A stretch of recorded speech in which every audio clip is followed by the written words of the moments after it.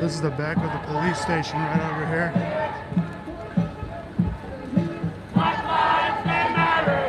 This protest started at Pershing Square, Black lives, they matter. downtown LA,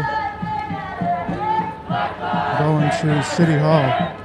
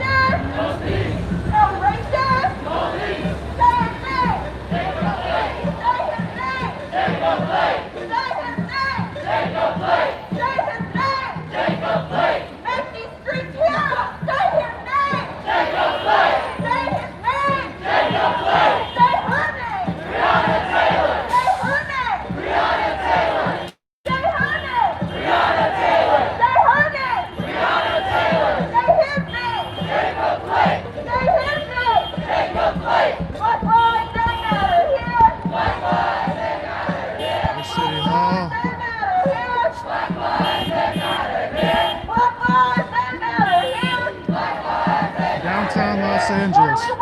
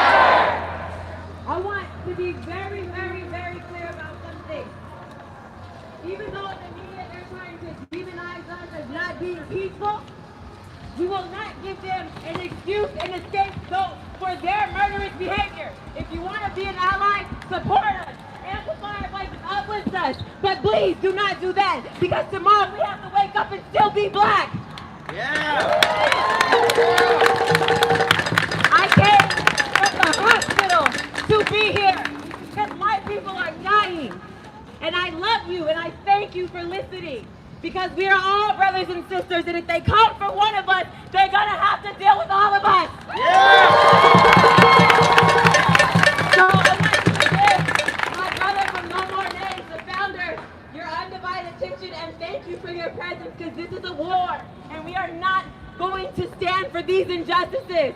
If you saw the RNC, it's blatant in our faces.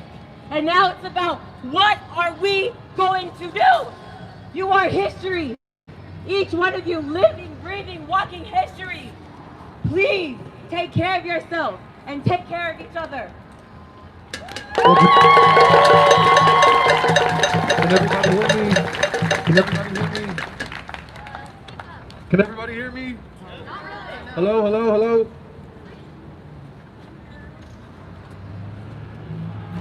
Hello, hello, hello.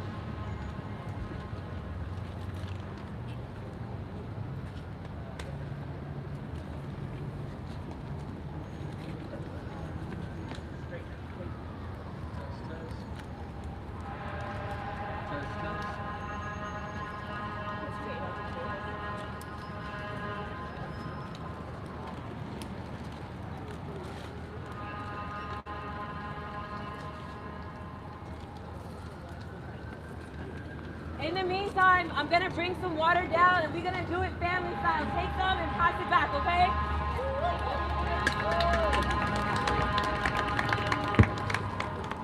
Don't be shy. Give me about it. Please take it. That's what it's here for. Yeah, make sure everybody stays hydrated. What's up, buddy? Can you hear me now? Any better?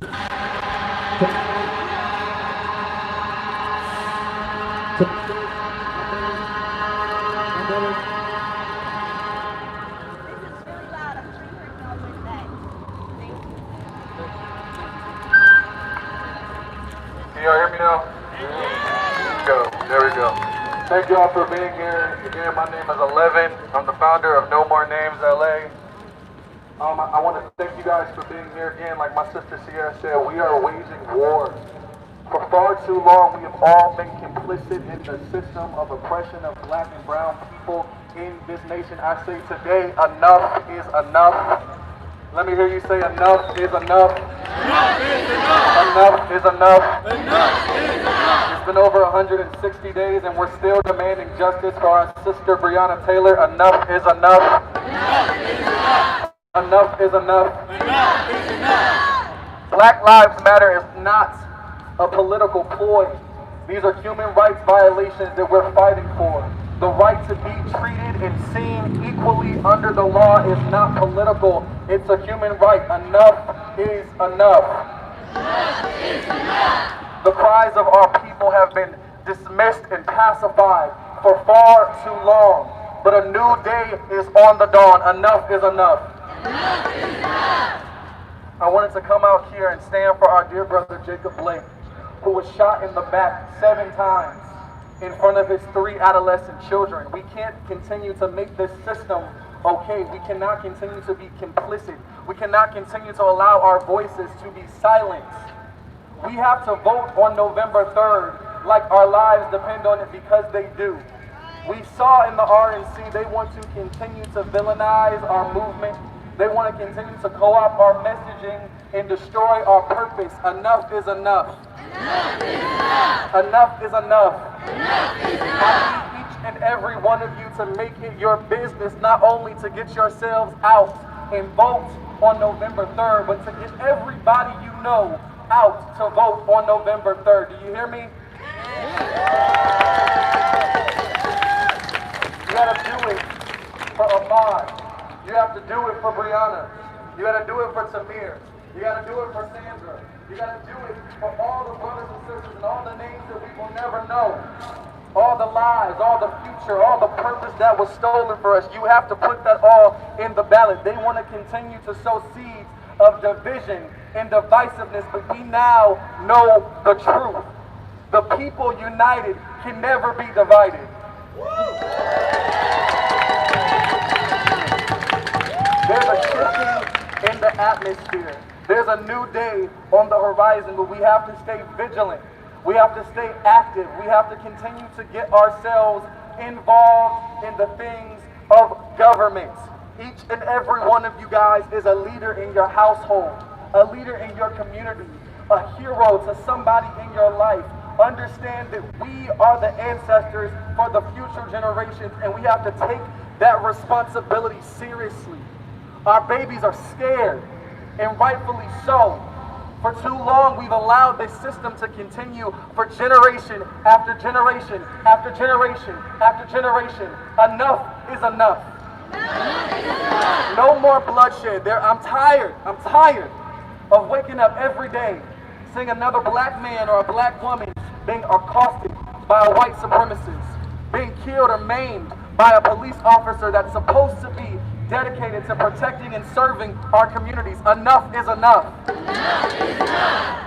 We have enough people that are waking up now that we can actually actively invest in the future, invest in change, but we cannot get weary in well-doing. We cannot allow the violence that is being forced upon us to discourage us from our mission, to discourage us from the future that is possible. Mother Nature is crying out at the injustices that are happening to its people. We have wildfires ravaging and raging all over California.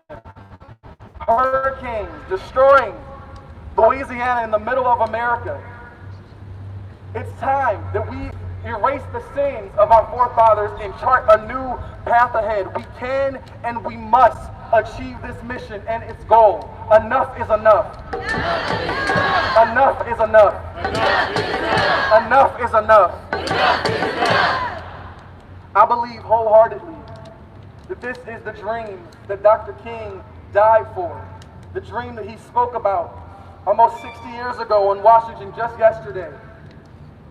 We've been allowed ourselves to become complicit and to be pacified and made docile by the incremental changes that they've tried to apply to the system. But I don't want to see any more streets being painted with Black Lives Matter. I want Black Lives Matter to be in policy. I want Black Lives Matter to be in the mindset of all Americans and all citizens in these United States. Enough is enough. Enough is enough. We cannot continue to allow them to weaponize our skin color or the texture of our hair or the way that we wish to wear our hair. Enough is enough. We have to come together and remember that the many outweigh the few. That their job is to represent and reflect us. We are a diverse, robust, and powerful people. Everybody in the African diaspora, that's not just black people, y'all. That's Latinos, that's Asians. We're all one human race. But they sow these seeds of division to confuse us. The first Hebrews were in Ethiopia. Do your history. Do your history. We are all one people. We have to come together. We have to look out for one another. We have to lock arms with one another. We have to support each other. Invest in minority businesses.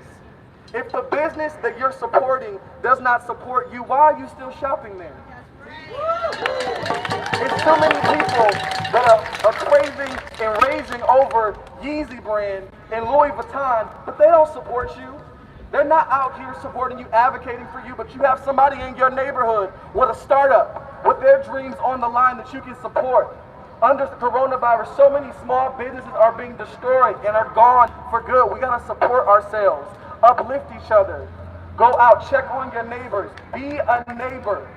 Be a neighbor. Call somebody. Say, are you good? Form a plan to vote. Make sure that you're going to your local city council meetings. Make sure that you're actively involved and engaged, because this is what we've all been marching and fighting for. November 3rd is very important, but what we do after November 3rd is even more important. We have to continue this march forward on and on and on and on. So many people have been telling me that we have to just accept that the things that we're fighting for may not be achievable in our lifetime. I say hell no to that. Enough is enough.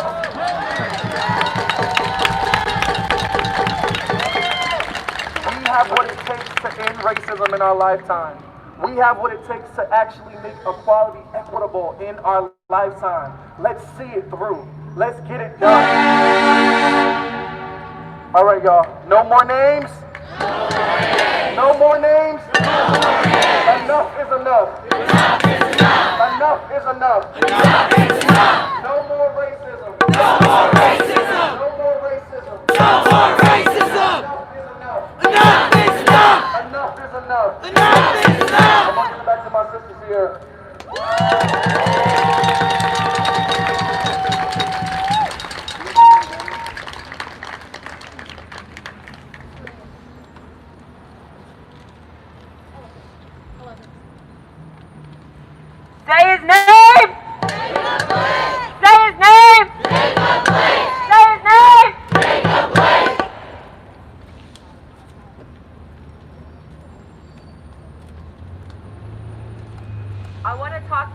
guys about the way forward.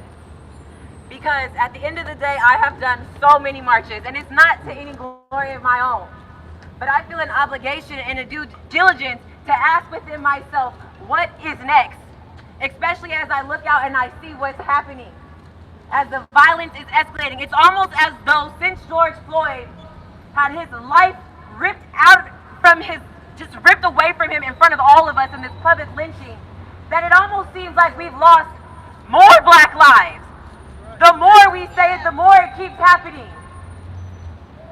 And I keep hearing the song, "They Don't Care About Us" by Michael Jackson. Because it's been clear, the actions speak for themselves.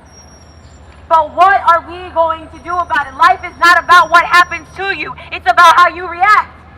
It's not about what you have. It's about what you do with what you have. You have a privilege to vote.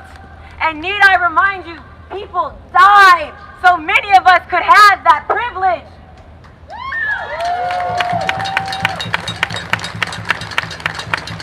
How dare we not vote?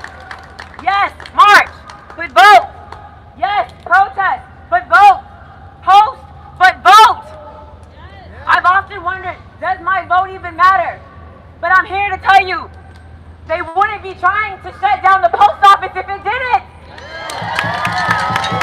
They wouldn't be trying to send National Guards and policemen to brown and black neighborhoods if your vote in particular didn't matter. That should empower you. When I first started doing this work and people started coming for me, I felt empowered. I said, wow, my voice must really matter.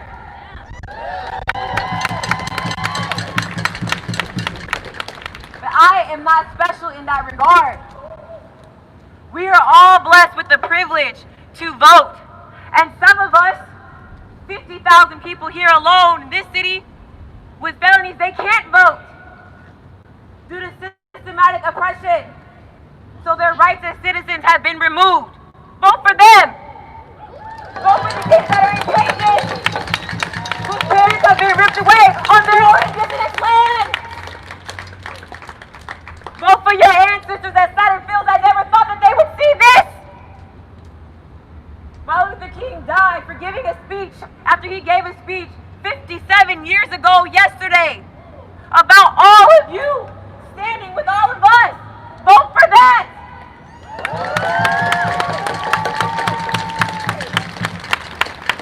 I know, because some of you may know, I've been out here. I get it. We have to stand up, but we also have to turn out and vote. I do not, in my opinion, if we go back and forth with the Trump protester and we are not registered to vote, we have lost that day. We have lost. We have to vote. As my brother said, and as Barack Obama said, like our lives depend on it, because they do. So we can get the right people in there. And if you don't like the options, that's okay. You don't have to. But we are fighting against fascism, against tyranny, against the monarchy. The RNC, the Republican National Convention that was held a few days ago, in and itself violated so many laws. You cannot have a political campaign or do any politicking in a federal building. Look it up. They're taunting it in our faces because they think you're ignorant enough not to know or not to care. Prove them wrong.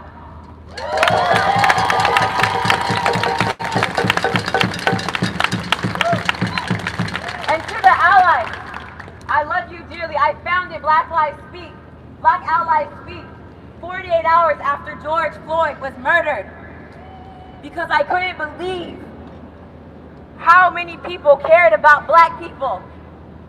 It brought tears to my eyes when we were out marching all those months from June, July, August, even May. One of the things that got me out there going, because I saw all of y'all, and I was like, damn, how am I not gonna march for me and they marching for me? But now, I need you guys to vote. Bring your friends to vote. Bring your black friends to vote. Out here fighting and all that, guess what? They will use it as rhetoric against us. I know that's not everybody, Don't give them that. We need you. Black people are dying and we need you. You have to be aware. I said this on this stage 3 months ago. A philosopher once said, act as though everything you do is the law of the land. Make it as though it was. You cannot be out here giving them what they want because they will run with it. They are the terrorists. They are the domestic, homegrown terrorists that this country was founded on. Police officers, law enforcement, they're not all bad. But let's be clear. The system was bred from slave catching. Look it up. And if you want to talk to me about it, I got a degree and I'm happy to sit with you. I'm very happy to oblige that. These are just the facts. It's a fact I wish I didn't have to repeat. It's a reality I wish I didn't have to know, but it's true. Now what are you going to do about it? What are you going to do about it? No justice! No justice! Say his name! Say his name! Just as sure as Jacob Blake is fighting for his life right now,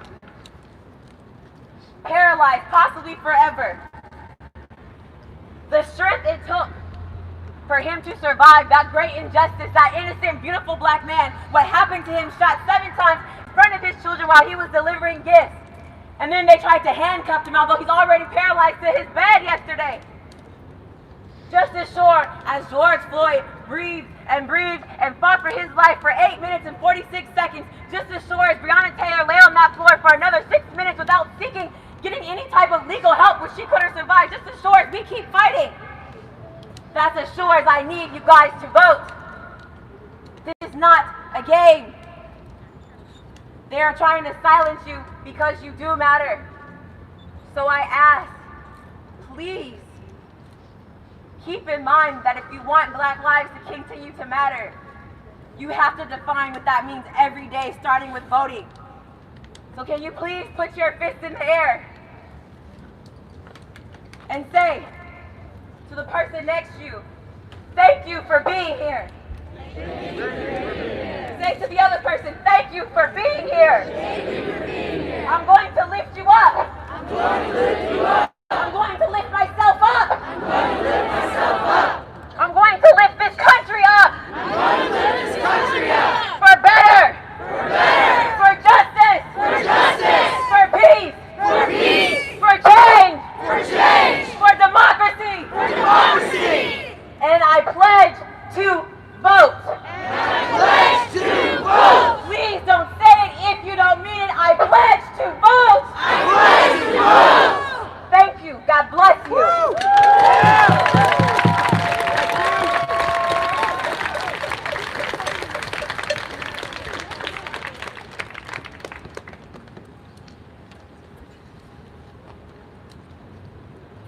Y'all ready to keep marching? Wait, did you?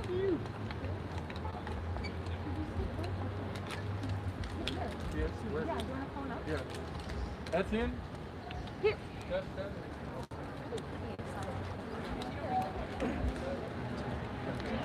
Test. Al! My brother Etienne here from Walk Good LA who's going to speak now. Woo!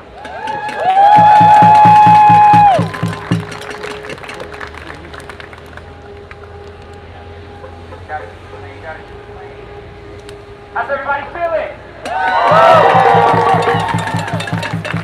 I know we were doing a lot of chants out there as we were protesting, but I want you to follow along with the one that we do with Walk in LA. Now, I don't care what key you're in, just as long as you are on rhythm. You feel me? Yeah! Mama, mama, can't you see? What the system's done to me? They lock us up and shoot us down. Ain't no justice in this town. Ain't no justice in this town. Ain't no justice in this town. Ain't no justice in this town. Ain't no justice in this town. Ain't no justice in this town. Papa, Papa, can't you see? Papa, Papa, can't you see? What the system's done to me? What the system's done to me? They lock us up and shoot us down. They lock us up and shoot us down. Ain't no justice in this town. Ain't no justice in this town. Ain't no justice in this town. Ain't no justice in this town. But we gon' turn it it all around. Give a round of applause for yourselves. Repeat after me. You can't stop the revolution. You can't stop the revolution. You can't stop the revolution. You can't stop the revolution. You can't stop the revolution. You can't stop the revolution. You can't stop the revolution. You can't stop the revolution. They can't stop the revolution. They can't stop the revolution. They can't stop the revolution. They can't stop the revolution. They can't stop the revolution. They can't stop the revolution. They can't stop the revolution. They can't stop the revolution.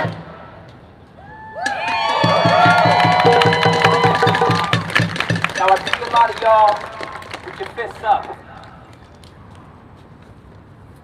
I want to remind you what that fist means. That means power. That means the will to not give up. That means purpose. Because we are all here for a purpose. We are here for a God-given purpose. Some of you all are finding your purpose. And that purpose was to be here, together, in solidarity, because it is your calling. It is your calling to fight for black lives. So when you walk down these streets in downtown Los Angeles, and you see people turning a blind eye as if they don't see you, you put your fist up. Power to the people. Power to the people. Power to the people. Power to the people. Power to the people.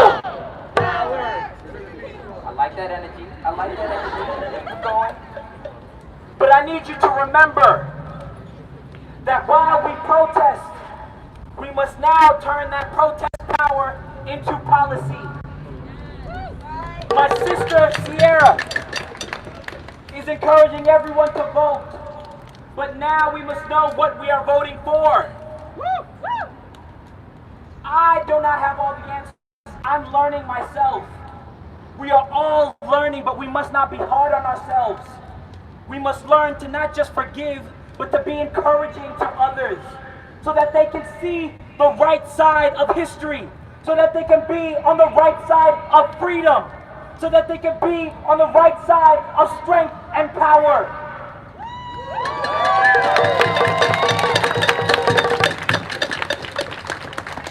Twelve weeks ago, excuse me, it feels like 12 years ago, God.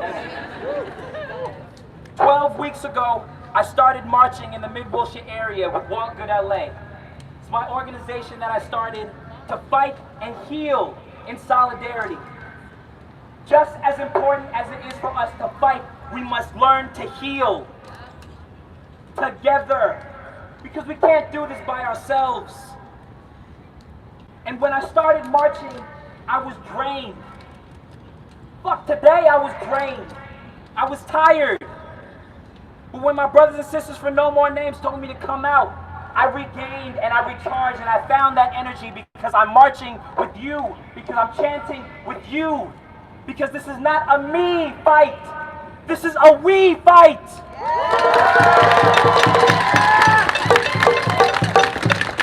But we must not forget that while we protest, while we chant, while we occupy these spaces, we must do our homework and learn what these policies mean and find understanding.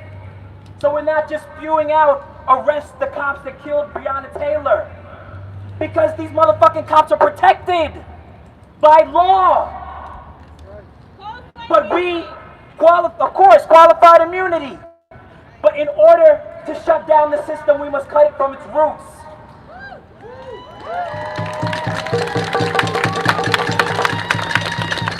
I know it's hot, guys, but we gotta keep going day in and day out. Because if Martin Luther King and his brothers and sisters could march in the heat of Alabama in goddamn suits and dresses and stockings, we could do it in some jeans, in some shorts, in some flip-flops.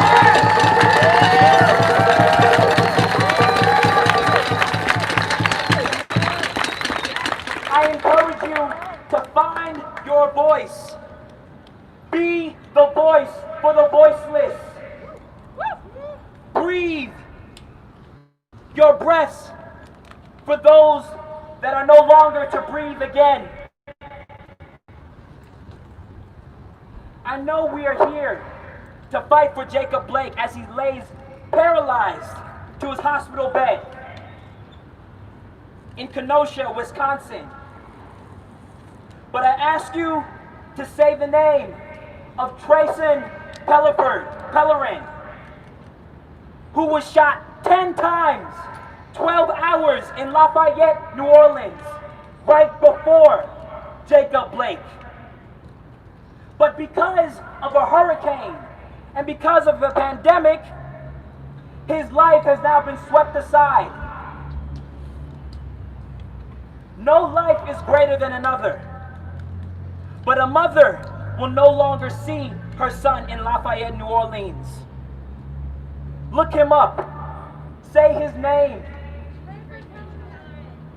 Say his name. Say his name. Say his name. We also lost Anthony McLean in Pasadena, in our own fucking city. Say his name. Say his name. Say his name.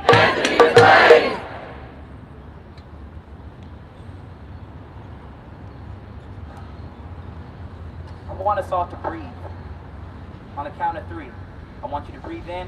1, 2, 3. Let it out. Breathe in. Let it out. One last time. Breathe in. Let it out. I know we're enraged. I know we are angry. But let's turn that anger and enragement into love. Because that is the only way we are going to fight the injustice that we are fighting today. It is through peace. It is through love. No good is going to come out of hate, anguish, and anger. We can be angry, but now we must encourage each other to love one another. That is the only way we're going to eradicate this fucking hate that we are living in right now.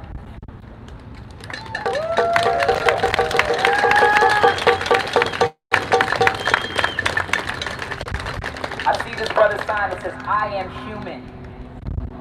Beyond us being black, white, Asian, Latino, Latina, queer, trans, we are all human beings, and we should all be treated as such, and we should love each other as such.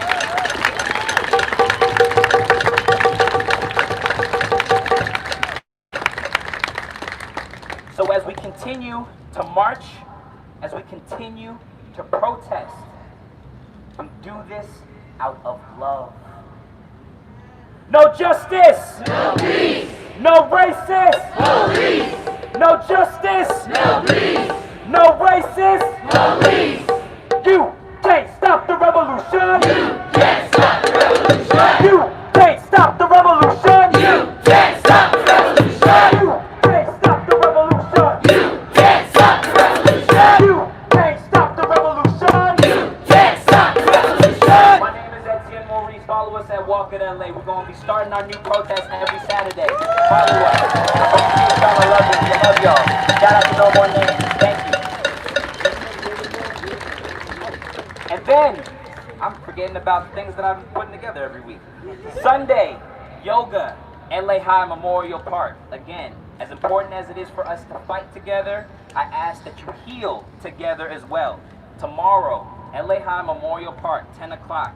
It's a 1-hour free yoga session. You're more than welcome to come and breathe with some other folks of color and stretch as we recharge and we find restorative justice through healing As well as on Wednesday, we do runs. If you're not a runner, maybe this might be the time for you to run. You want to get some stress out. So Wednesday, we run for justice at the Urban Light at Lakma at 7 o'clock. All this information is on our page. We're trying to use social media the best way we can. We're going to post more policies for us to understand. We're going to encourage people to vote.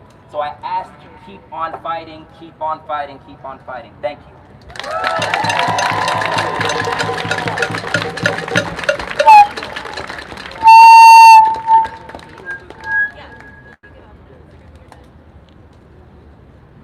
So I just wanted to make you guys aware of some policy that you can look into. I just want to be able to leave you guys with something tangible that you can access.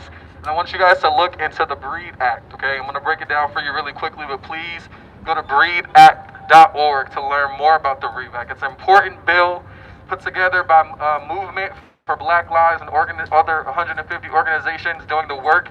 Here's the breakdown into 4 sections. It's about divesting federal resources from incarceration and policing into ending criminal legal system harms.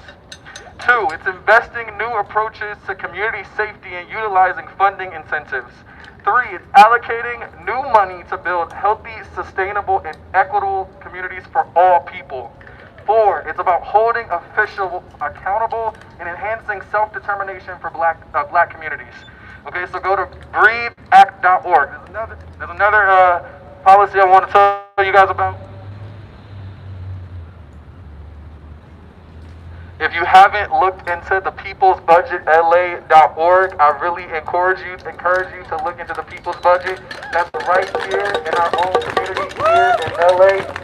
All right. When I say care, you say not cops. Care. Care.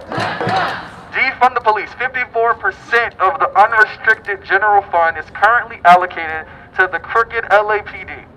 We demand that City Hall and the mayor, we gotta get him out by the way. Everybody say, bye, Eric. Bye. We gotta demand that City Council and the mayor, the new mayor, divest from the police. We want a budget that will invest in our communities we need. We know that the police do not make our communities safe. We know this. We know that they don't make our communities safe.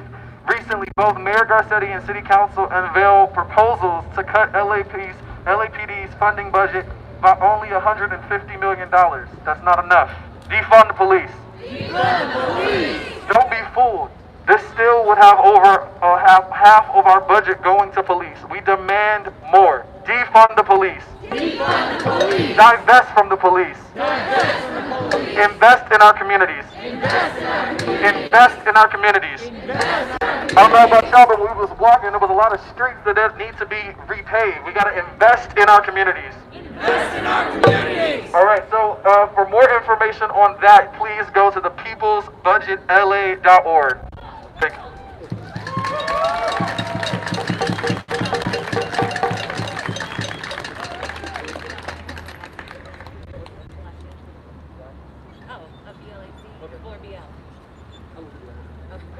One more thing, I would be remiss if I didn't take this opportunity to have a moment of silence for our dear brother Chadwick Boseman.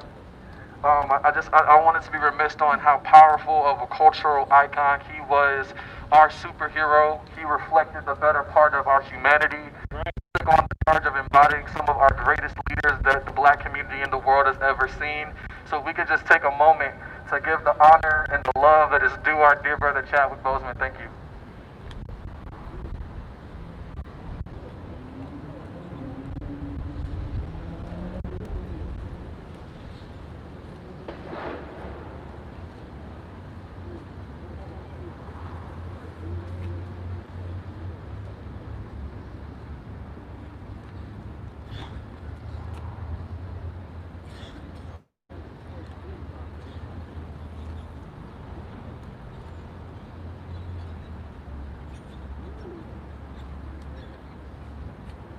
Thank you, everybody. Now we're going to continue to march. We're going to march back this way, but before I have a couple of more announcements I want to make available to you. For one, again, my name is Eleven St. James. I'm the founder of No More Names LA, our organization. We're based out of downtown Los Angeles. You can go to our website at nomorenamesla.org to find out more about what we're doing. We're about community development. We're about political reform. We're about educational reform. We're about using arts as a means to elevate social consciousness. That's how we really impact society, is giving people things to elevate their hearts, minds, and spirits. And in order to do that work, we need your help, so please go to nomorenamesla.org to find out more. I also wanted to highlight my sister Sierra's organization. It's BLAC It's BLAC 4 BL. It's Black Taxi Dogs. So it's Black Leadership Allied Coalition, all inclusive. You can't hear me? Oh, my bad. It's BLAC, the number 4 BL. BLAC, the number 4 BL. So I'm an actor. I play a black superhero. I'm very upset about Chadwick Boseman. I just want to say, the fact that that man had cancer for 4 years and he still gave us greatness, we can get it together for ourselves and for the future generations to get out.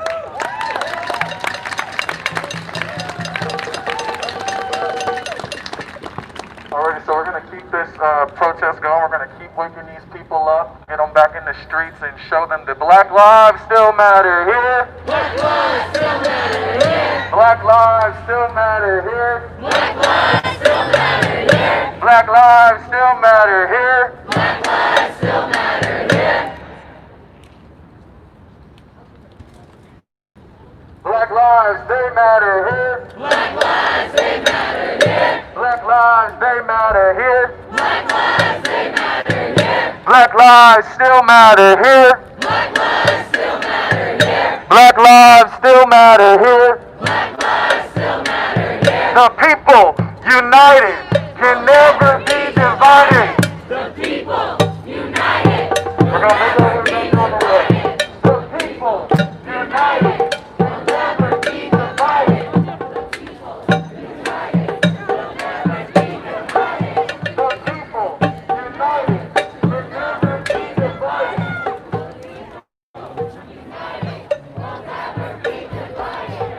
No more racism. No more racism. Enough is enough. Enough is enough.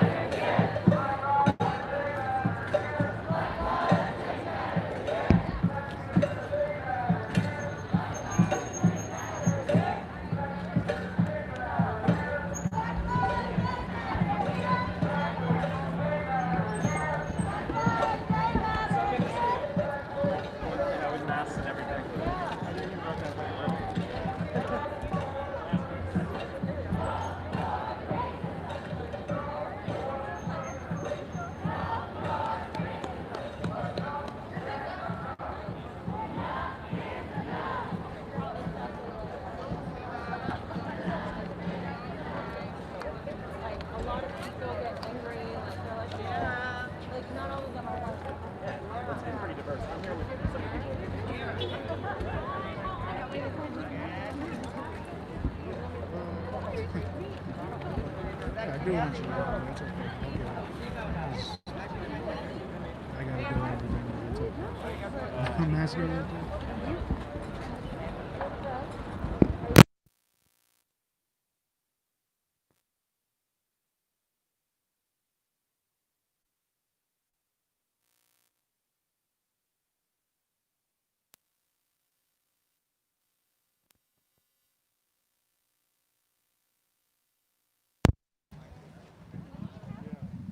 Just want to start doing commentary and then we'll finish.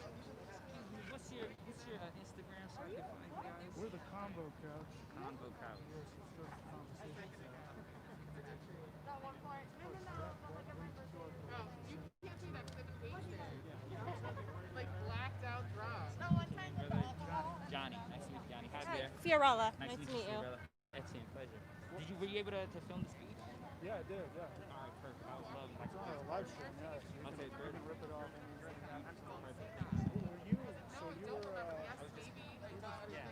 But the rest Can we ask you a couple questions? Awesome. So, hi, how are you? Can you tell me your name? My name is Etienne Maurice from Walk Good LA. Okay, and you guys are here for Black Lives, but I saw you also wanted to focus on voting and policy. What do you think of this election between Trump and Joe Biden? Do you feel like Joe Biden has offered a lot of solutions? I think Joe Biden is doing the best he can. I feel like he could still do better with listening to what we're fighting for, which is defund the police, which is something that he does not specifically believe in. But we need to reallocate those funds that are going into the police and actually into the systems that actually support and protect Black lives. Because right now, for the last 400 years, our lives have not been protected, and this is what we are fighting for. So while we protest, we continue to really, really push for policy so that we can pay attention to these policies and figure out what they actually do. Because we can vote all we want, but if we don't understand what we're voting for, then we're just going to keep seeing the same thing over and over and over again. I think that's the disconnect between young people voting and not voting, is actually knowing what we're voting for. So yeah, like a lot of people are like not fans of Joe Biden because he did write the 1994 crime bill, and a lot of people feel like he should be out there trying to put propositions like defunding the police. How do you plan to hold him accountable? I think right now we hold him accountable by first getting Trump out of office. I think by any means necessary, 45 has done nothing to support us and help us, nor has he shown that he actually cares for us. If he would have at least mentioned something about the loss of Jacob Blake. He would have said something about the loss of Breonna Taylor, but he doesn't care. I at least feel like Joe Biden actually cares about us and about the movement that we are trying to progress and continue. But I think at the end of the day, the primary focus needs to get Trump out of office. And what are you doing to encourage people, young people, to participate? Because a lot of people feel like their vote doesn't count, it doesn't matter, they're apathetic, they see corruption going on both parties. How do you get them to get involved? Well, if you look at it, if you think our vote doesn't matter, they wouldn't be trying so hard to suppress our vote. They wouldn't be throwing all of the mailing boxes in the trash can and hiding this way we can't. So I think now we have to encourage the younger generation and other people from all communities from all over to really find ways in how which they can help to ensure that people receive their votes so that their votes are accounted for. I mean, I think really what it comes down to is fear and the willingness to feel as if though nothing can be done. But you have to reverse it. You have to encourage the next generation to know that you got to have faith and you have to have hope. You know, nothing can be changed without hope. So we got to instill hope back into this generation right now.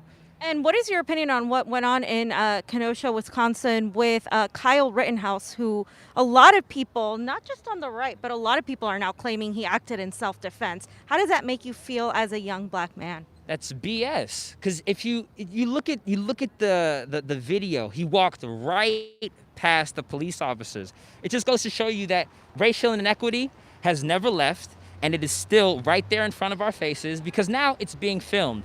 We saw Jacob Blake being shot 7 times in his back as he went into his car to check on his 3 adolescent children.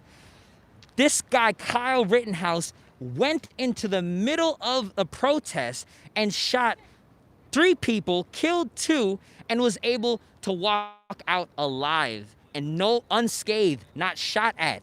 That just goes to show you that racial inequality is still right there in front of our face. And this is what we are fighting for, so that we erase this, so that we are now treated as equal. And regarding racial inequality, we also see a lot of income inequality across the nation. I mean, businesses are going down. We're also seeing people didn't get the money they were supposed to get. How do we combat both economic injustice? Because that disproportionately affects people of color. Of course. I think, again, it goes back to policy and us actually having, we need grants that are actually going to help fund small business owners, and which I think is a policy that Joe Biden is trying to push, so that once he's in office, government funding will actually fund small Black-owned businesses. And then on top of that, we have to teach the Black community financial literacy. We need to create more programs that are going to allow young Black entrepreneurs to thrive and survive in the economy that we are living in today. Thank you very much. Thank you so much. Sure, no problem. I hope I don't miss that damn protest. Oh, okay. Okay, you're good. I was like, where is she? Okay, good. Brother, I know you're here. I'm here. You know, I've been to many of these protests. what do you think about voting for third party? Because honestly, I really don't. I do not like both Biden and Trump. Like, they're both terrible choices. Biden wrote the 1994 crime bill. Kamala was state prosecutor here. If we can say fuck Jackie Lacey, why can't we say fuck Kamala Harris? Well, I think we should use different words than fuck Jackie Lacey and fuck Kamala Harris. Again, I come from a place of love, and I don't know all the answers at the end of the day. I don't know enough about the third party to speak on that. All I know is there's Democrat and Republicans. Yes, I could do more. I could do better doing more research on both parties so I can speak more intelligently about both parties. But until then, all I can encourage people is to vote, because I feel like at the end of the day, Joe Biden has some type of moral obligation to reverse how we're seen in America versus Trump. Because right now we're a laughingstock. When we look at Trump and how he talks to us and how he talks about us, no human being should be talking like that, especially when you hold a position of power, when you represent a country. And I feel like Joe Biden will at least do some type of change in terms of how we're looked at outside of the U.S. Because think about it. We can't go into other countries because of Trump and the policies that he's been setting in place. He's an obvious racist. I can't say the same about Biden, you know, at the end of the day. So my focus right now is to make sure that we encourage people to vote Trump out of office by any means necessary. Thank you so much, man. Appreciate you, brother. Take care. Johnny? Yes. Nice to meet you, Johnny. Nice to meet you too.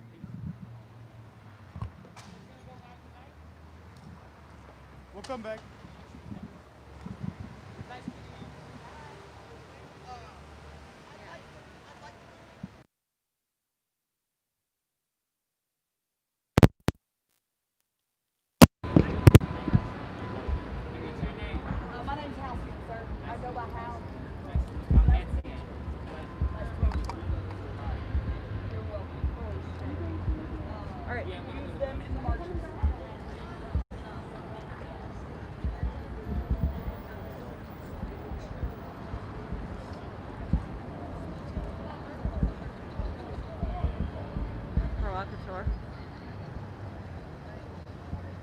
Yeah.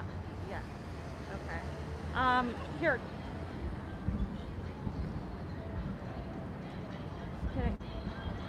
Sorry, can I call you back? Okay.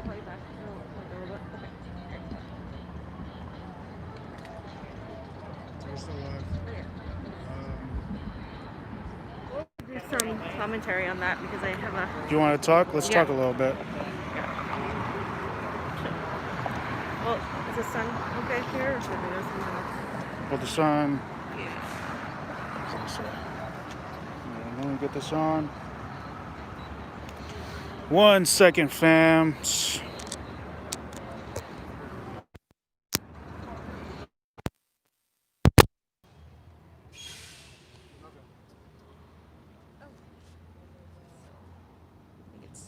too bright. So, all right. So you guys saw that this group was a little bit different than a lot of the groups that we have been going to. Like I said to a lot of people that say, oh, Black Lives Matter, it's all Soros funded. These are all a multitude of groups. Like this group in particular are not as radical, as you can see, as the ones that come later on at night. They have, different points of views. The lady was talking about Obama. They're talking about voting in November. And obviously that's why we asked them these questions. But this isn't the way everybody thinks. And I just wanted to make sure people watching understand that. This is why they're talking about Martin Luther King Jr. and peace and all of that. If I had a group, I would be talking about Malcolm X, Fred Hampton. No mention of any of that. But that's okay because, like I said, people have different opinions. They have different knowledge. They even said, we're learning about policy. Yeah, and here's the thing. If we're going to be rude to people just because they're not as, aware of the things we know, we're never going to get their attention. We're never going to be able to have a conversation with them. It's the same thing. I just think it's hypocritical because it's well, not everybody on the right is racist. Well, that's true. We can talk to those people too. I don't see a problem with talking to people on both ends. That's the thing. People just want you to talk to one side, and that's the problem. Like, we're over here covering it as media, and and we're seeing the different opinions and the comparisons between the people here versus the people that come like at 9 p.m. and the protests that are going that are like more, I don't know, like they're more radical, I would say, and they have a different kind of tactic. It's all about the tactics. How do you plan on getting there? But some of the things they mentioned were right. I mean, getting young people involved, getting people to those bills, that I like that they went over that, because a lot of people don't know what the hell are in bills, and I don't see anything wrong with supporting bills. Now, what I would like to see is people understanding that voting for either candidate, and now this is just obviously my personal opinion now, is not going to solve our problems, because here's the one thing I would bring up is Seattle, Portland, Oregon, Washington State. They're run by Democrats, and those same Democrats were sending the police out there to tear gas and go after these same freaking people, and they were going against the Democrats there because guess what? That was their opposition. So I hope like we can continue to educate younger people on this show and on other shows, that we talk about how we got to Donald Trump. The fact that Joe Biden wrote the crime bill is something so many people don't know. I mean, I did mention it to this young man, but like, a lot of people don't know that. A lot of people don't want to talk about that.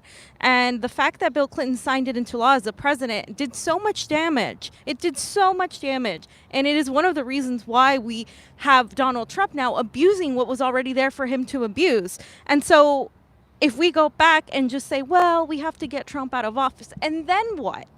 After you get Trump out of office, I really don't care if Trump or Biden win. I think, but I do think it's important to point out, especially, I think why people of color, especially black people, see Trump as so vile is because he has literally fomented racism. And as racist as Biden is in a crypto-fascist underlying sort of way. Secretive way. Yeah, he's secretive about it, which is, in a way, it's worse. But to people who we are emotional creatures who don't really understand, who we're really, we things tug at our heartstrings, right? And so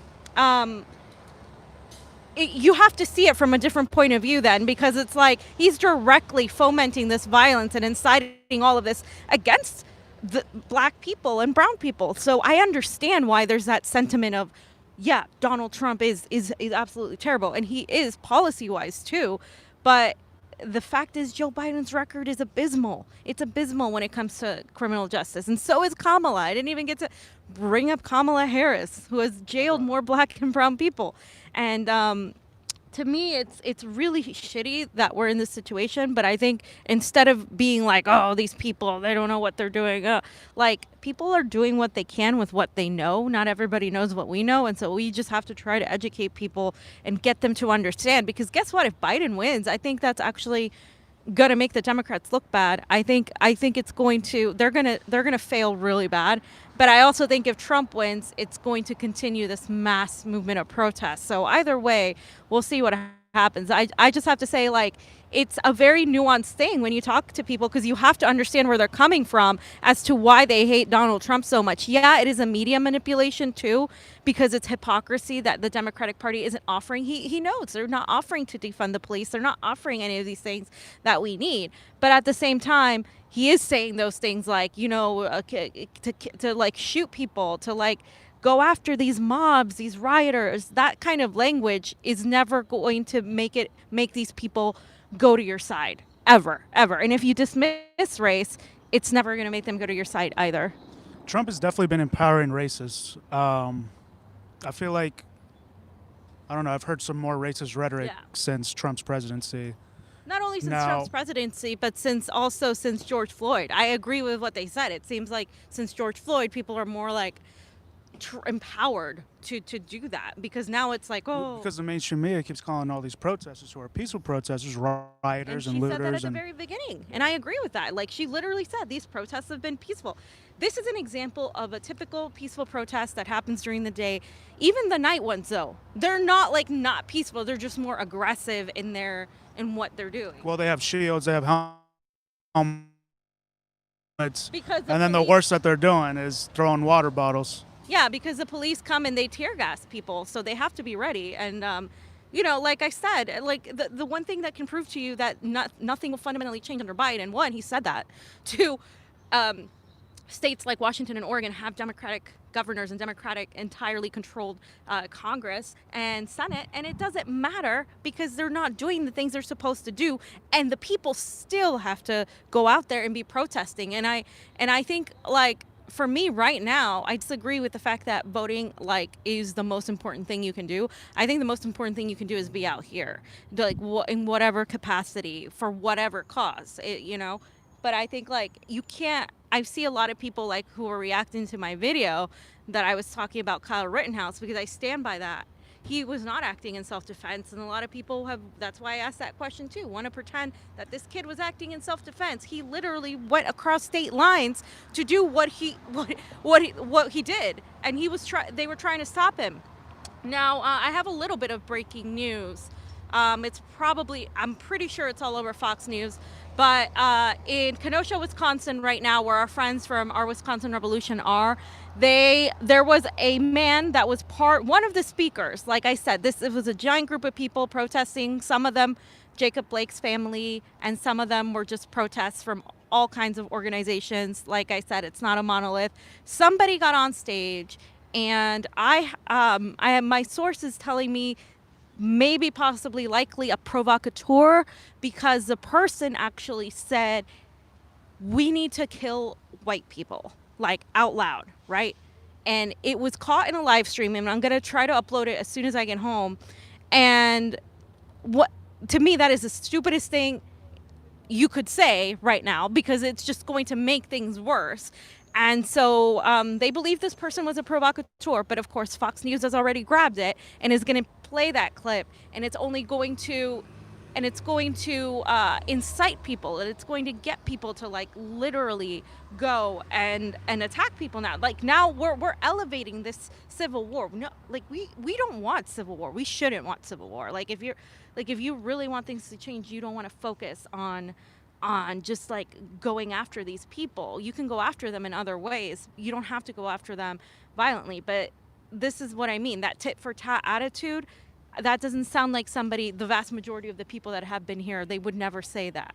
That's breaking right now. Fox is probably going to start spinning the clip. It's probably everywhere by now, but just so you guys know, we believe it was a provocateur, and we have people on the ground there that have been covering what's going on in Kenosha. So I wanted to say earlier that I'm not quick to cancel anybody who says vote, go vote, but because everyone here has had empire education.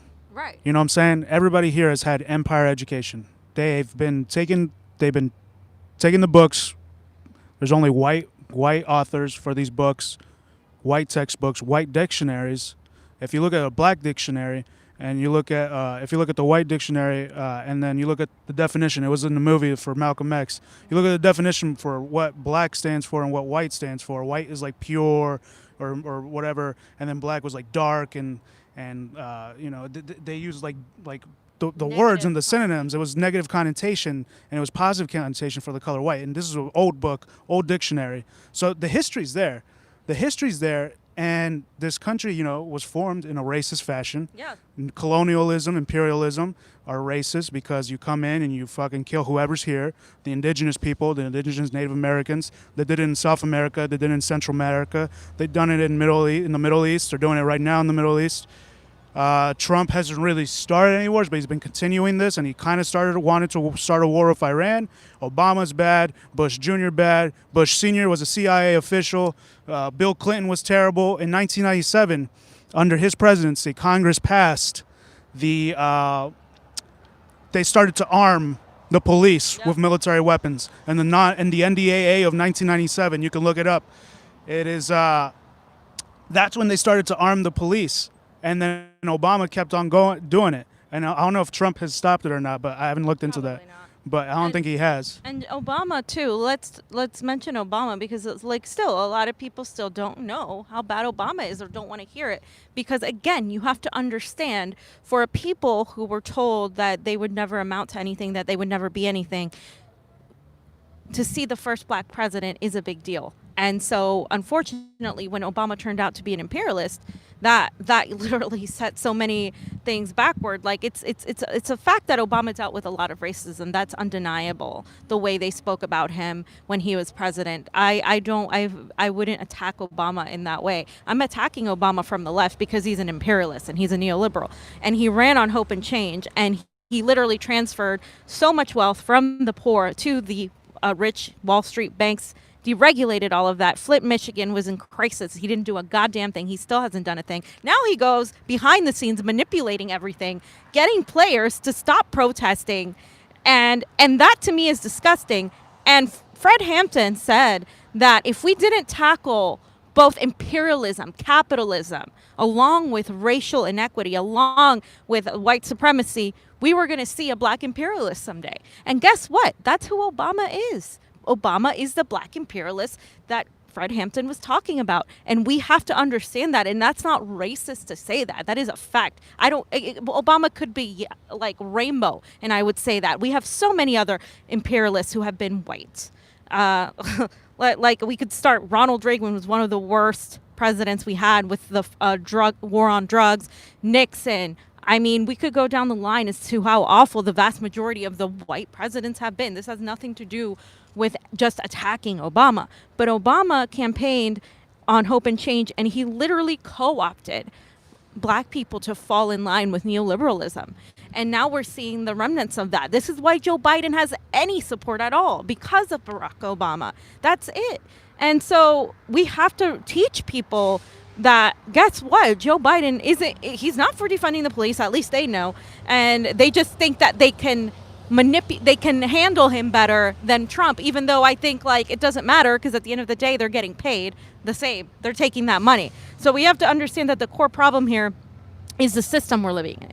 Capitalism is failing, imperialism is failing, and we're in late stage capitalism right now. And if you read Marxist theory, and a lot of people like want to vilify Marxism, it's literally a theory.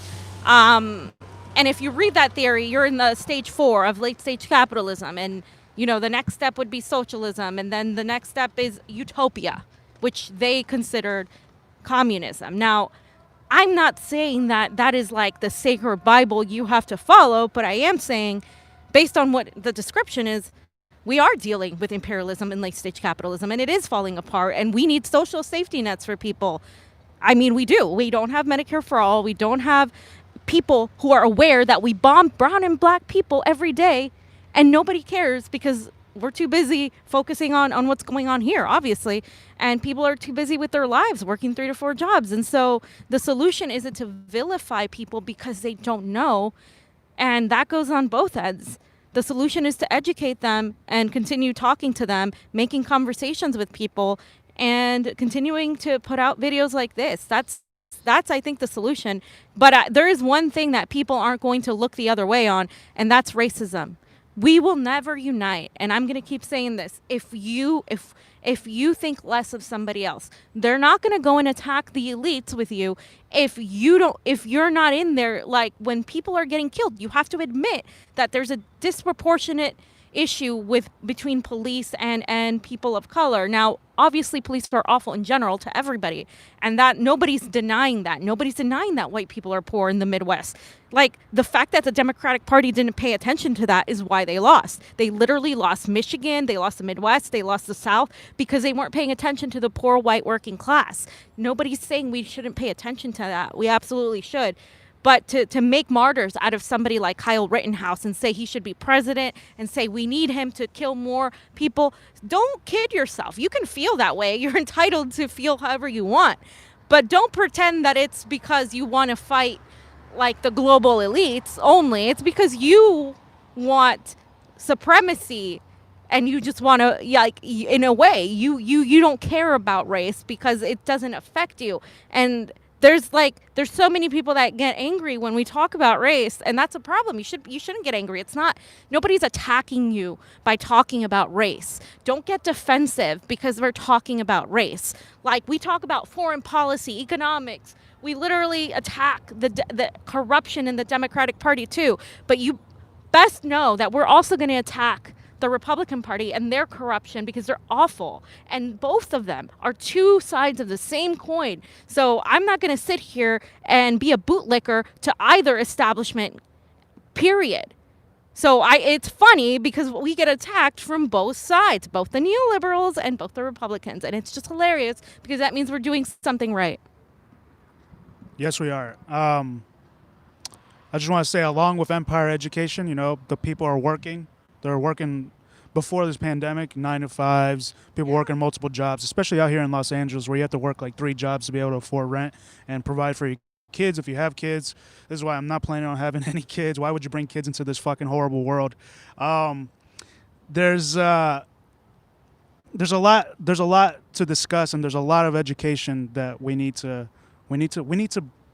get rid of Empire Education. We need to re-educate the people, because Empire Education tells you that it's good to go invade countries for democracy and steal their resources and kill their fucking people, kill their brown and black people that live there. They're already in poverty, and you put them more in poverty. And then in Palestine, take their water away, take their energy away, put them in a fucking put them in a jail, and if they're protesting, they shoot you down. Here they're shooting us with rubber bullets. They're shooting real live bullets in Palestine. And that's funded by our U.S. military industrial complex. We fund that. The same Democrats that are supposedly going to make things better for brown people and black people here are literally funding Israel with the arms, Saudi Arabia with the arms to go after the Palestinian and the Yemeni people. Like, that's hypocrisy. This is what people get stuck on. That people on the right are like, well, you know, the Democrats are corrupt. They did this and it's like, yeah, you're absolutely right. They're corrupt. And then people on the left are like, oh, the Republicans, they did this and they're awful. They're racist. You're both freaking right. That's the problem. And instead of fighting each other, you need to go after these politicians that are putting out propaganda to get you to pick Team A and Team B and to fight each other instead of holding those fuckers accountable. That's it. That's what it is. The more we are divided and we are looking at each other and fighting each other, this is why I'm not for a race war, but I'm also not for people standing by and doing nothing as people get shot.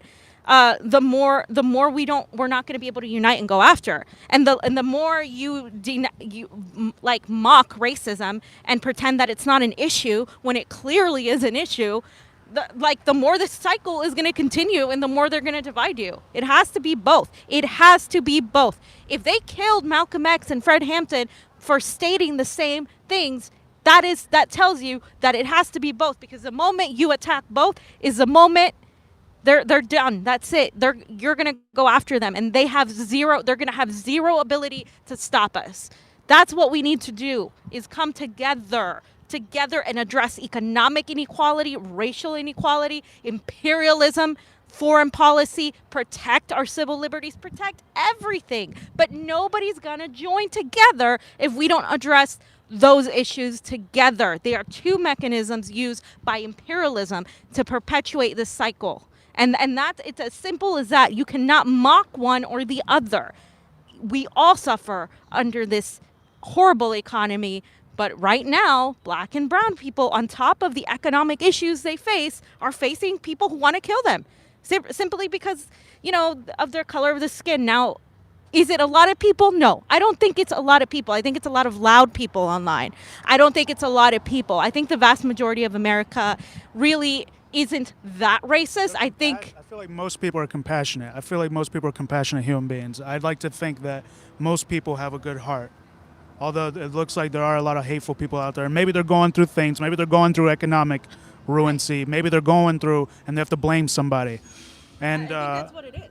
I think that's what it is. I mean, I think if they're going through things, they blame somebody. But that's why Donald Trump is so is a problem too. You can't deny that he's a problem because he literally is fomenting, oh, blame the immigrants. Blame these people, blame the rioters, the looters. He's fomenting that. And Joe Biden is a gaslighter. He's gaslighting people into being like, look how bad Trump is while he's offering zero policy solutions. So again, these politicians are fucking useless. Stop relying on them to change anything. They're not going to change anything. If you told Joe Biden that you're going to give him your vote no matter what he does to you, why the hell would he give you anything? How are you going to hold him accountable when you don't have any money and his donors have all the money and all the power? This is what people need to understand, how the system works. But I think we can educate people on that, especially the young people that were here today. I think we can use social media and videos and TikTok and whatever the hell to educate people because a lot of them just don't know. They don't know the truth. They think that, a lot of these kids here may think that Democrats are so much better than Republicans. And instead of saying, you're all idiots, you're all a bunch of dumbasses, guess what I'm going to say? You know what? Let's talk about it. Let's talk about how we got here. Let's talk about the years of neoliberalism that preceded Donald Trump and how it's going to be worse if we don't stop it. How we're going to get a more competent, far right, a real far right guy that could be far worse than Trump.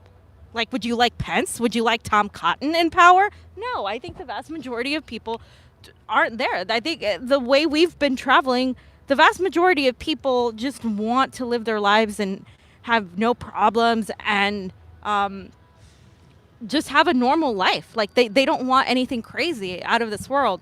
But the problem is they can't anymore. Most people can't live their life like that anymore. And we have to disrupt this system. It has to fall apart in order to build something new. And like I said, if we would have had Fred Hampton, Malcolm X live and push these ideas, forget it. We had an anti-war movement there. We don't have an anti-war movement anymore. And we don't have an anti-war movement because they vilified the hippies. They made them out to be drug addicts. And they turned around and literally made it completely un-American to not be pro-war. And we have to fight against that and bring it back. It's literally in some FBI files that they targeted, they used a drug war to take out black activists and also anti-war activists. It literally says anyone who's anti-war, anyone who's black activists like Fred Hampton or Malcolm X, they have too much power. We have to get rid of them. Like, that's how the racist system that's been built up in this fucking country. And to anyone who's a party loyalist, why the fuck are you loyal to a party who doesn't give a shit about you? On the Republicans and Democrats, they don't give a shit about you. They don't. Look at their donor list. They have millionaires, billionaires donating to them. They're not for the people. They're for their buyers, their donors, their owners. They're for their owners. They own them. They are owned by corporations, even if they care. And I think Bernie Sanders once talked about this, like, low key. He was like, there are some people that actually go in with good intentions, but they can't because, like, you can't get anything done. I mean, look at the squad. Look at how crippled they are because of Nancy Pelosi. Look at exactly what's going on with that. Like, they won't even do anything because they're afraid to lose their positions. To me, that's not good enough. I wouldn't do that. I would use the people behind me to get me to do what I need to do. But the reality is that is what it is. The machine is too big. So I don't believe in reform. In fact, I just read this quote by a wonderful black man, and I forget his name. I think it's Garrison. He said that once you really get down to it, the word reform is a form of fascism, because reforming, you're only fixing the top surface layer of something. You're never going after the core issue. And the core issue here isn't getting rid of Republicans. It's not getting rid of Democrats. It's getting rid of the whole fucking system that has literally perpetuated this entire thing going on forever and ever. I mean, we saw some of the images that were happening during the civil rights movement and how they were speaking about the protesters. Was it Nixon or was it Reagan? No, it was Nixon first, and Yeah, start off with Nixon. And the way they were speaking about the protesters, the way they were speaking about how they were telling them that we need to get them off the streets. These are violent people. You could literally put that it right and set it up to today, and it could be the same words coming out of these politicians' mouth, because it's not just Donald Trump saying those things. It's like all like across the board. Well, we're not okay with violence. Listen, violence is you're always going to be violent when you're fighting the system. You're always going to be violent. They're always going to make you look violent, even if you're not violent. And that's the thing. MLK is a popular guy that a lot of people who decry the protests love to point out. Oh, see, MLK, he was peaceful. Why can't you be peaceful like him? Well, you fucking shot him. That's why. Hey, if you're peaceful, they're going to shoot you. If you're violent, they're going to shoot you. So what is the solution? The solution is to really have more than one leader, organize, and to really be more intelligent about how we do these things. Now we have the internet. The internet makes things a little bit different now than it did before. It changes the whole game of the system. So we're all going to have to figure out how we're going to get this done. But we're never going to get this done if we start killing each other and going after the wrong people. And we start letting ourselves be led astray by news that is so biased, like the ultra right or the neoliberal centrist news by MSNBC or CNN. Like, none of that is going to help us. It's a detriment. The media is such a huge culprit. They're not media, they're propaganda. They're full on propaganda. And they've done so much damage and caused so much turmoil between people who should be locked arms fighting together instead of fighting each other. Mic drop. All right, fam, are we gonna head out? Yeah. All right, guys. So thanks for watching the broadcast. We might be on later on tonight because there's supposed to be a protest tonight. The other night, they trapped protesters in a tunnel. Yeah, they did. The protesters, they're just marching. They're not doing anything. They're not fucking doing anything. They're just marching, and they trapped them in a tunnel because they were going to try and disrupt the tunnel highway, and they got on both sides. Police formed a line on both sides. And then they told them to lower their shields because they had shields because they're ready to they're not. No one wants to get hit by rubber bullets for exercising their First Amendment right. So they had shields. Okay, in an act of good faith, they lowered their shields. And then what happened? The police literally started shooting rubber bullets at them. But Johnny, if they would have only did what the police said. Did they do what the police said? They did exactly what the police said. Oh. And then so they started shooting them from the back, and then the police in the front was like, "That's not us. That's not us." It's like, who the hell is it then? So many people got hit. A journalist got hit with a pump shotgun, point blank. Vishal P. Singh, who I want to get on the show eventually. So yeah, you gotta watch out. And if you're not out on the streets, then you got to support by sharing. You can share. You don't have to do money. You can support by watching independent news like us. You can watch us, support us, throw us a little cash, buy us a coffee, whatever the price of a coffee is. Throw us that. Go to Rokfin, Rokfin. It's a cryptocurrency-based platform. And basically, we have a lot of free content. Sometimes we do premium content, but you pay $10 a month and you get access to everybody's premium content. Jimmy Dore's on there, Kim Iversen, Status Quo, Graham Elwood, Tina-Desiree Berg, Ron Placone's on there. All the fams are on there. You know what I'm saying? So we're on there. Niko's on there. So there's many ways that you can support, and I like seeing people on the streets. This is a historic moment. Do you guys understand? This is history, right? This is history in the making. There hasn't been protests this large since the 1960s and 70s when MLK and Fred Hampton and Malcolm X were marching. So this is huge, and this is big news. And I hope we see change, man. I hope we see change, and I don't want to see any more blood on the streets. I don't want to see blood on the streets. I think we need a Black Panther Party. I would love a Black Panther Party. I would join it in a heartbeat. Like I'm telling you, if I had somebody that I most align with politically, it would probably be Malcolm X and Fred Hampton. 100%. I mean, they knew what they were talking about. They literally understood that it has to be both race and class that we address, because one without the other, we fail.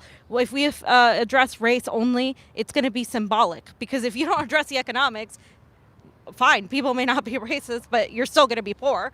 And if you only address the economics, people are still going to be racist, even if you're all wealthy. Like, I mean, you have to do both. It is not a difficult concept, and to do both. And once we do both, that's when, trust me, that's when they'll be afraid. That's when they'll be like, what the hell are we going to do? Because guess what? It's like that picture where everybody's like this, and then you look up and you're breaking through the ceiling. That's what they fear the most. They love it when we fight each other. They absolutely love it. They're like, yeah, team A, team B, team red, team blue. But the moment people start participating and they're like, wait a minute, it's these fuckers. Yeah, okay. Like, let's go after them. That's the moment that I'm waiting for. And that's the moment that I think we can make happen with good leadership. I think that's the next step. And I think it's coming. Thank you so much for watching us. Hold on. We have a couple super chats, so I'm going to see these real quick. $50 super chat from Kathy Lloyd. We love you. Thank you, Kathy. Great show. Agree 100%. Have a drink on me, guys. Thank you so much. That's literally the cost of a drink out here in LA. SEK 200, so 200 Swedish coins, I think it is. Of course, you can mock right-wingers. Endgame of their play is owning something or someone. Sure. What do you think of that? I mean, you know what? I get really pissed off at some of racism, though. Like, I can tolerate a lot of things, but when people are racist to me, that's just something I can't like work with that. I can work with you not thinking we should have more particular borders. I can work with you thinking that, you know, well, you want a public option, and I can be like, okay, well, you're wrong, but let's talk about this. But if you think a person is worth less because of the color of their skin, I have zero tolerance for that. That's it. I mean, I can't work with that. I can work with people who are unaware of their prejudices. That's cool, because again, it's empire education. But there's a difference between that and people who literally hate others because they think that they're less. Tejaswi from India, I believe. Can you start at home and stop funding the complex by not buying cheap shades, clothes, and mic and camera from countries where the poor are exploited? I'm from India. Our children pay for your lifestyle. I don't think our mics are from. I think our mics are from here, but I'm not sure. Well, my glasses. I don't know. This is Sennheiser. This is a Sennheiser. Most of the made in Germany. This one says made in Germany. Yeah. Most of the things I honestly try to avoid buying like cheap stuff because I know it comes from sweatshops. I tell people any of like the Kylie Jenner crap, the makeup stuff that's made in sweatshops, don't buy it. And Pasta stopped buying Nikes and bananas a long time ago. So, because if you don't know, go, what's it called? Chiquita. Chiquita's from Honduras. Yeah, slave they labor, exploit child slave labor. Yeah. So I mean, maybe these glasses are. I don't know. I mean, we're not. We're trying. We're not. We're definitely not well off. That well off. All right. Thank you guys so much for watching us, and we might be back later on. Convo out. Convo out.